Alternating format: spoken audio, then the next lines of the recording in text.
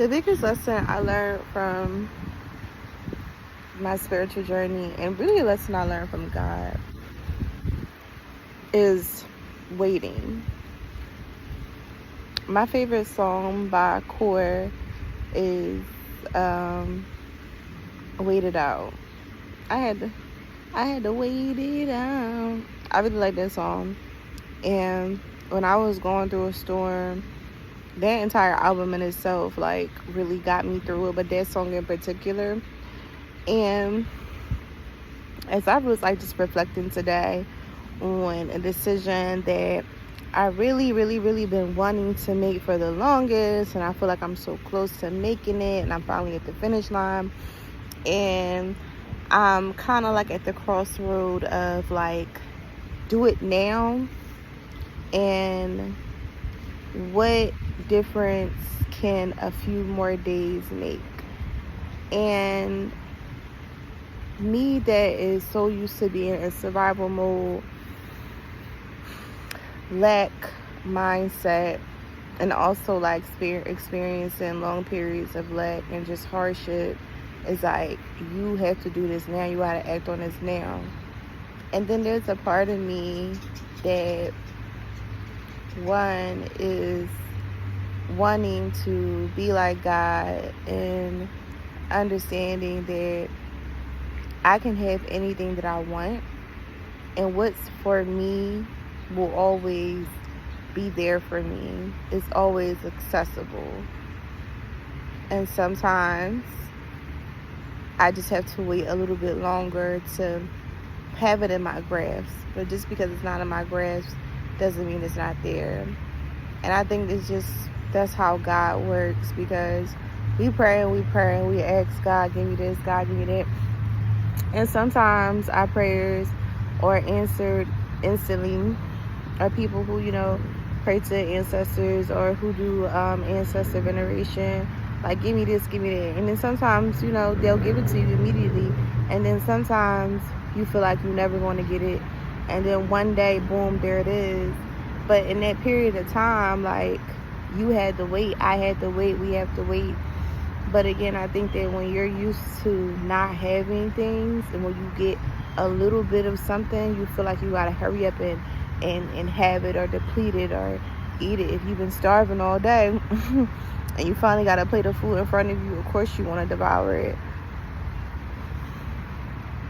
But I'm challenging myself to just wait a little bit longer, and to trust in myself, and to trust in my path and what's for me. And also to allow myself to experience true abundance, like having an abundant mindset, having a mindset of someone who is full, who is not starving, who is not depleted, a mindset of someone who can afford to wait.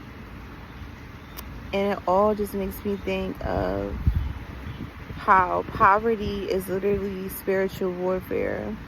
And I don't think that people really understand the detriments and the heaviness that poverty can have on the spirit, and how much energy and effort it takes to keep an open mind, and even to not just pile your plate up with the first thing that you see that's available for you to eat, because you haven't eaten in a while.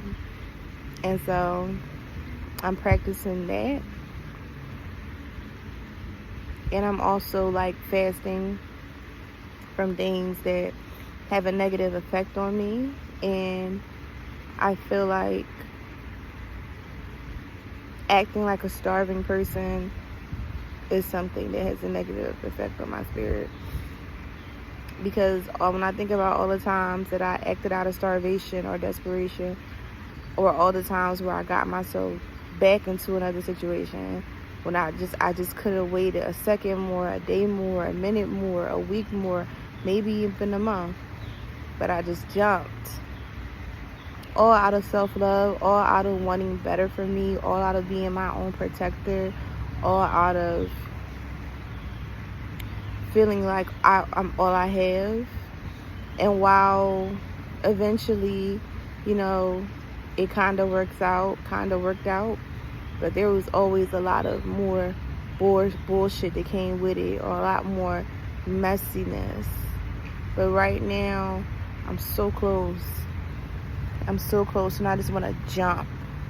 But it's like if I jump now and deplete everything that I have built, when I can just wait until I have a little bit more footing, and then I can jump, and then I can take that risk, and then I can take that gamble.